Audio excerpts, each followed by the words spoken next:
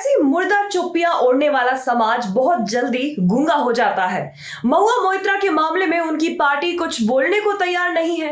India गठबंधन भी चुप है, तो इन चुप्पियों से क्या हासिल होगा? अब ये शीशे की तरह साफ हो गया है कि महामानव माफिया की तरह व्यवहार कर रहे हैं और अपने खिलाफ उठने वाले सवालों को बंद करने के लिए हर आवाज को खामोश कर देना चाहते हैं। महुआ मोइत्रा का केस बताता है कि नरेंद्र मोदी अपने दोस्त अडानी को बचाने के लिए क्या कर सकते हैं।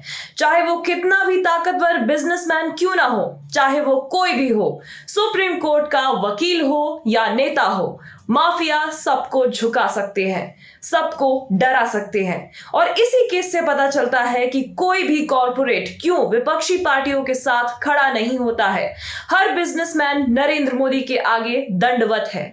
क्यों नहीं भारत के उद्योगपति विपक्षी पार्टियों को चंदा देते हैं? क्योंकि नरेंद्र मोदी ने सबको डरा रखा है। और जिस तरीके से दर्शन हीरानंदानी ने मोदी के आगे सरेंडर किया है, उससे साफ पता चलता है कि देश के उद्योगपति कितने डरपोक हैं। जनता को लगता है कि सब कुछ सही चल रहा है, सब किसी न किसी डर से चुप है, लेकिन दर्द सबको है, परेशान सब है, लेकिन बोलने में डर लग रहा है। लेकिन एक बात सुन लीजिए, अगर अब नहीं बोले तो फिर बोलने का मौका नहीं मिलेगा। ये बात लोगों को समझ नहीं आ रही है। नागरिकता संशोधन कानून के खिलाफ मुसलमानों ने आवाज उठाई तो बीजेपी की सरकारों ने मुसलमानों के खिलाफ बुलडोजर चलाकर उन्हें खामोश कर दिया।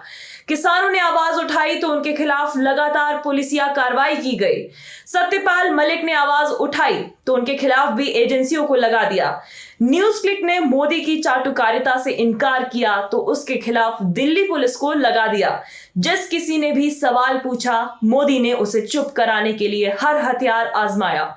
लेकिन जनता को लगता है कि देश में सब ठीक चल रहा है, लेकिन देश में कुछ भी ठीक नहीं चल रहा है। नरेंद्र मोदी ने पहले राहुल गांधी को संसद से बाहर कराया, लेकिन सुप्रीम कोर्ट के हाथों मुंह की खानी पड़ी। फिर संजय सिंह के पीछे गए और आज संजय सिंह जेल में है। गुनाह क्या है संजय सिंह का? अडानी के मुद्दे पर मोदी से सवाल पूछना।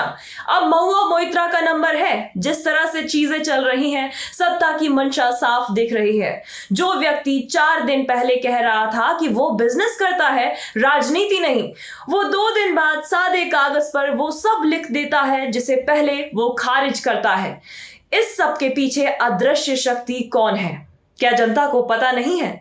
लेकिन सबसे ज्यादा मायूस करती है आम आदमी की चुप्पियां। कुछ ही लोग हैं जो इस सरकार से सवाल पूछते हैं और इन लोगों को एक एक कर खामोश कराने की सरकारी साजिशें चल रही हैं। 19 अक्टूबर की रात जारी महुआ मोइत्रा के स्टेटमेंट को पढ़े तो साफ पता चलता है कि ये सत्ता किस तरह काम कर रही है। इसलिए कहा कि ये अंदाज तो माफिया का होता है। चाहे वो कैग के अधिकारियों का ट्रांसफर का मामला हो या केरल के पोर्ट पर चीनी कर्मचारियों को बुलाने का, जिसकी लाठी उसकी भैंस की तर्ज पर काम कर रही ये सरकार अपनी लाठी भांज रही है। ऐसे ही सब चलता रहा तो एक दिन ऐसा आएगा जब बोलने को कोई नहीं बचेगा। अगर नरेंद्र मोदी सबको चुप कराने में कामयाब हो गए तो फिर किसी को भी बोलने का मौका नहीं मिलेगा। फिर आप ना तो दवा की शिकायत कर पाएंगे और ना ही बलात्कार की शिकायत कर पाएंगे। क्यों कह रही हूं मैं ऐसा? क्योंकि अभी इसी महीने लखनऊ में एक महिला योगी के खिलाफ धरने पर बैठी थी और कुछ गुंडे उसे धरने से रात को उठाकर ले गए और उसका बलात्कार किया।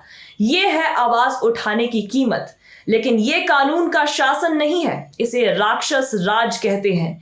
इसीलिए नरेंद्र मोदी ने सबसे पहले गोदी मीडिया को चुप कराया। आज गोदी मीडिया की चुप्पी ने ही नरेंद्र मोदी के पापों को ढक दिया है। अगर गोदी मीडिया गुलाम नहीं होता तो ये अंधेर गर्दी नहीं होती। सवाल होते और सवालों से ही रोशनी निकलती है। तो आप समझ लीजिए नरेंद्र मोदी ने गोदी मीडिया को गुलाम क्यों बनाया, ताकि कोई भी सवाल उठे उस पर बहस ना हो। इस खेल को समझना होगा, तभी ये देश बचेगा, संविधान बचेगा, नहीं तो कुछ नहीं बचेगा। आज महुआ मोइत्रा, कल आपकी बारी। अब समय आ गया है कि जनता इस अंधेर गर्दी के खिलाफ अपनी आवाज उठाए, वरना जिस तरह से महुआ मोइत्रा की निजी जिंदगी को हथियार बनाकर ये सरकार अडानी को बचा रही है, एक दिन आपके लिए भी कोई बोलने वाला नहीं बचेगा। इसलिए महुआ मोइत्रा के लिए भी बोलिए और उस हर एक शख्स के लिए बोलिए जो सत्ता से सवाल करता है, क्योंकि नरेंद्र मोदी को सवालों से डर लगता है और हर तानाशाह सवालों से डरता है। देश और दुनिया की तमाम खबरों के लिए हमारे हमारे चैनल को सब्सक्राइब करें, वीडियो को शेयर करें और अपनी प्रतिक्रियाओं से हमें अवगत कराएं। आप सबका शुक्रिया। नमस्कार।